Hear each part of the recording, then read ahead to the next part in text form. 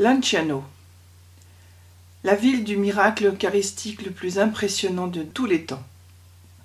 Voici l'histoire du miracle eucharistique de Lanciano et ses conclusions par la science du XXe siècle.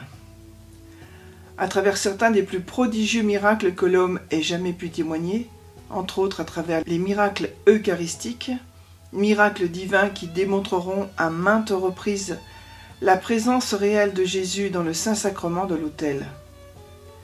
Le plus connu de ces miracles est sans le moindre doute celui de Lanciano, petite ville, pour ne pas dire village médiéval, en Italie, à quelques kilomètres de la mer. Voici l'histoire. Un moine de la communauté des Basiliens, sage sur les choses du monde, mais moins sur les choses de la foi, passait par un moment difficile dans sa perception de la réelle présence de notre Seigneur Jésus-Christ dans l'Eucharistie. Il priait constamment pour le soulagement de ses doutes. Celui-ci effectivement doutait et se trouvait consumé d'effroi de perdre un jour sa vocation. Son martyre était très pénible et il souffrait quotidiennement de la routine de son sacerdoce. Finalement, un matin, pendant la célébration de la messe, sujet à une grande attaque de doute, il commença la consécration devant les habitants d'un village voisin. Soudain, après la consécration du pain et du vin, ce qu'il vit sur l'autel le fit trembler des mains. Il resta interdit, le dos tourné aux fidèles, pendant un moment qui sembla aux paroissiens une éternité. Puis, doucement, il se tourna vers eux et leur dit « Ô témoins heureux, à qui le Dieu béni, pour contredire mon incrédulité, a voulu se révéler lui-même dans ce béni sacrement et se rendre visible à nos yeux. Venez voir notre Dieu, si près de nous. Voici la chair et le sang de notre Christ bien-aimé. » En effet, l'hostie s'était transformée en chair et le vin en sang. Les fidèles ayant témoigné du miracle commencèrent à pleurer en demandant pardon et en suppliant miséricorde. Certains se frappèrent la poitrine en confessant leurs péchés et en se déclarant indignes de témoigner de ce miracle. D'autres encore s'agenouillèrent en respect et en remerciement pour le cadeau que Dieu leur avait offert. Ce jour même, la rumeur du miracle parcourut tout le village, comme un feu embrase une forêt, et, tout aussi vite, les villages voisins jusqu'au Saint-Siège même. Certes, le don de Lanciano était adressé aux bons moines italiens, au peuple du petit village et aux hommes de ce temps, mais aussi aux hommes de toutes les nations du monde et de toute génération à venir, car ce qui est le plus remarquable est la continuité même de ce miracle.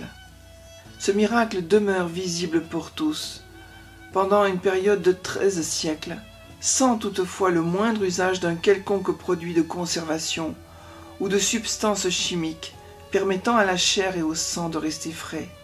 Car oui, la Sainte Hostie transformée en chair et le vin transformé en sang sont demeurés pendant plus de 12 siècles parfaitement intacts. En 1970 et plus tard en 1981, une investigation scientifique fut encouragée par l'Église catholique. L'illustre professeur Odoardo Linoli, professeur d'anatomie, d'histologie pathologique, de chimie et de microscopie clinique, commença une longue série d'analyses et de tests afin de déterminer l'exacte nature du dit miracle. Les investigations furent toutes menées avec des procédures de haute gamme technologique, dont les observations furent largement confirmées par une série de photographies prises au microscope. Les analyses, une fois terminées, permirent les conclusions suivantes. Le spécimen chair de l'Eucharistie est indubitablement de la chair humaine. Le spécimen sang de l'Eucharistie est indubitablement du sang humain. Le spécimen chair de l'Eucharistie est composé de tissus musculaires d'un cœur humain complet dans sa structure essentielle. La chair et le sang de l'Eucharistie ont le même type sanguin AB, et c'est le même type sanguin que nous retrouvons sur le Saint-Suaire de Turin. Plusieurs minéraux ont été trouvés dans le spécimen sang de l'Eucharistie, des chlorites, phosphore, magnésium, potassium, sodium et calcium. Et dans le sang de l'Eucharistie, on a trouvé des protéines dans les mêmes proportions normales qui sont trouvées dans les séroprotéiques de sang courant. La préservation de la chair et du sang, qui furent exposés dans leur état naturel, sans le moindre moyen de quelconque forme de préservation, pendant 12 siècles, à l'action d'agents atmosphériques et biologiques, constitue en elle-même un extraordinaire phénomène scientifiquement inexplicable. De plus, il fut observé une étrange anomalie dans le sang de l'Eucharistie.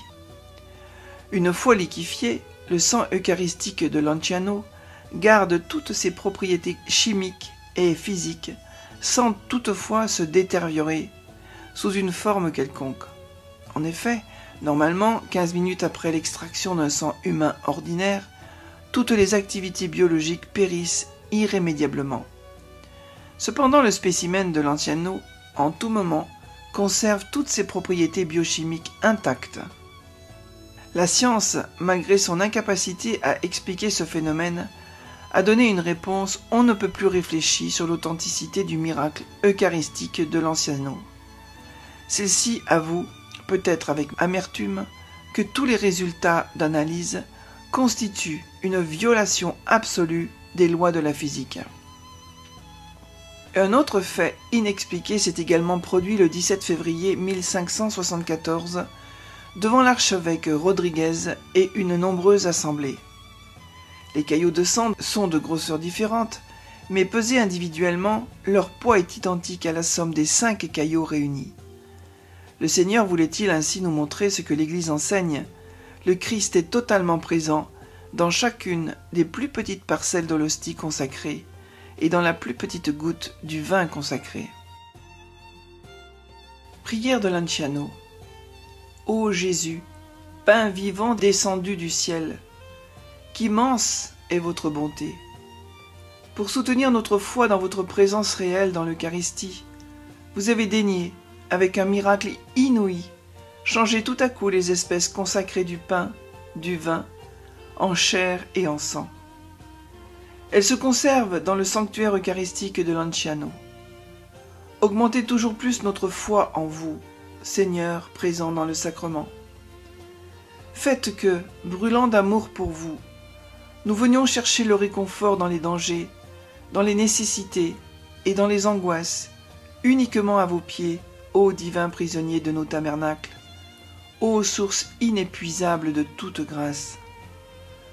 Augmentez en nous la faim et la soif de votre aliment eucharistique, afin que selon votre parole, goûtant à ce pain céleste, nous puissions jouir de la vraie vie, maintenant et toujours. Amen.